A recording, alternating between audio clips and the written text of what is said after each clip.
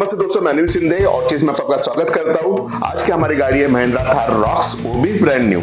इस गाड़ी में हम सीट कवर अपहोल्स्ट्री बनाने जा रहे हैं। इसके लिए हम ले रहे हैं हमारे आकाशिया सीरीज का आकाशिया 05 ब्लैक कलर। इसमें हम परफोरेटेड मटेरियल भी ले रहे हैं क्योंकि सीट वेंटिलेटेड है। स्टिचिंग का कलर होने वाला है ब्लैक, वो भी नायलॉन क्वालिटी में।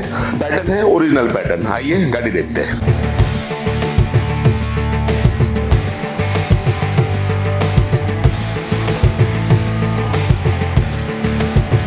आप यहाँ पर महिंद्रा रॉक्स देख सकते हो।